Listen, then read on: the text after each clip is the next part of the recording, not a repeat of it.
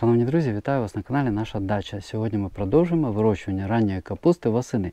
Це не зовсім звичний спосіб вирощування ранньої капусти. Зазвичай її вирощують навесні, але ж і восени є сенс. Чому? Тому що восени вона дуже чудово виглядає, її легко виростити, і на ринку, якщо ви хочете трішки поправити своє матеріальне становище, її купують дуже непогано.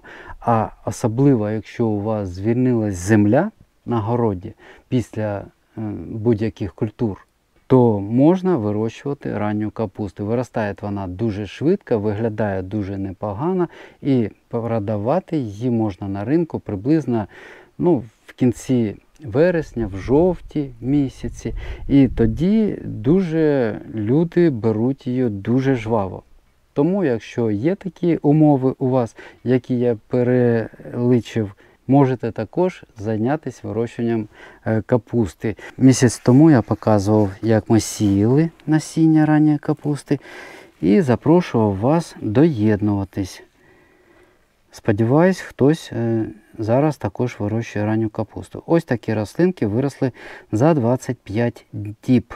Я в відео, коли ми проводили посів насіння, казав, що 15-20 днів займе вирощування розсади, але ж, друзі, у нас вийшла ось така затримка. Бачите, рослинки невеликі. Чому так трапилось? Тому що вирощування розсади проводимо на дачі, а на дачі не завжди є умови доглядати за розсадою так, як треба. Нас інколи не бувало по кілька днів і не було кому полити розсаду. Вона пересихала трішки і заходила у стрес. І до того ж ми цю розсаду жодного разу не підживлювали. І напали на неї, гусінь напала, я обробляв, обробку одну проводив, ампліго препарат від гусені, дуже чудовий. Ось такі умови вирощування. Давайте проведемо висаджування. Недавно тут цибуля у нас росла. Після цибулі можна вирощувати капусту. Вони не споріднені культури, тому можна сміло вирощувати. Підготували землю.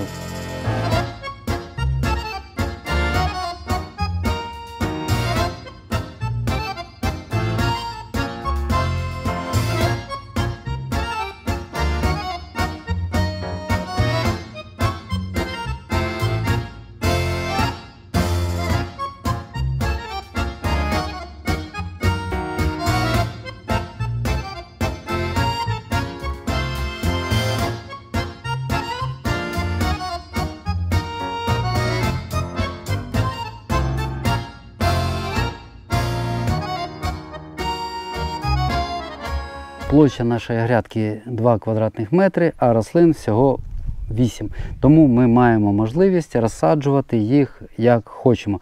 Зазвичай між рядами до 50 см залишаємо на ранню капусту. Рання капуста вона невелика, тому їх можна такі трішки ущільнені посадки проводити. 50 між рядами і 40 см між кущиками в ряду. Давайте приступимо. Я буду рукою просто, звісно ж, краще використовувати перчатку. Нічого не будемо вносити, тому що 3 відра перегнію ми сюди внесли. А глянемо. Ось така коренева система у рослинки. Ще можна було б потримати в розсадному горщику, але ж краще все ж таки вже в такому стані рослину висадити. Вона скоріше почне розвиватися. Ось так. Зробили кореневу лунку для поливу. Відраховуємо приблизно 40 см. Робимо посадкову ямку.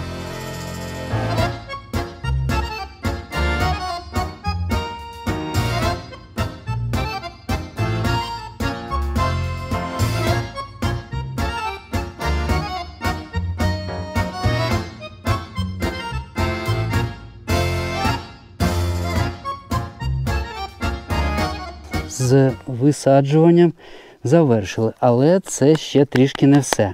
Друзі, пам'ятаєте, я казав, що за час вирощування розсади ми жодного разу не проводили підживлення. Тому зараз обов'язково після висаджування проводимо підживлення будь-яким універсальним добривом, щоб в ньому були в рівних частинах азот, фосфор, калій. У нас розконцентрат з формулою 5-5-5. Можливо, у вас є майстер 20-20-20, 18-18-18 або нітромофоска та сама. З розрахунку приблизно 20 грамів тих добрив, які я озвучив, на 10 літрів води. У нас розконцентрат 25 мл на 10 літрів води. Відмірювати його можна кришечкою. В неї 5 мл. У нас півна ведра, трішки менше. Тому 10 мл розконцентрату нам цього вистачить для проведення першого підживлення. Це таке стартове підживлення, яке дасть поштовх рослинці на новому місці. Не обов'язково лити під самий корішок, під самий корінець. Можна поруч, рівномірно зволожуючи посадкову лунку. Ось таким чином. Цим поливом ми, окрім того, що проводимо підживлення, ми також ущільнюємо ґрунт навколо кореневого кому землі, в якому рослинка росла.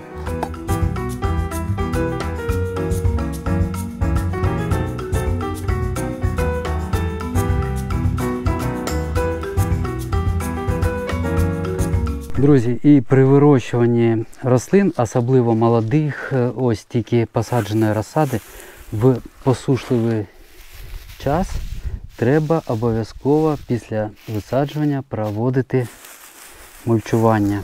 Це убезпечить рослину від пересихання і вона буде краще розвиватися.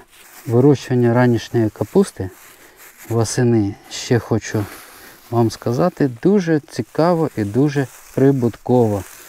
Так що, друзі, в цьому році вже, я так вважаю, запізно проводити посів. Хто не сіяв разом з нами наприкінці липня або на початку серпня, то вже я би ризикувати, мабуть, не став.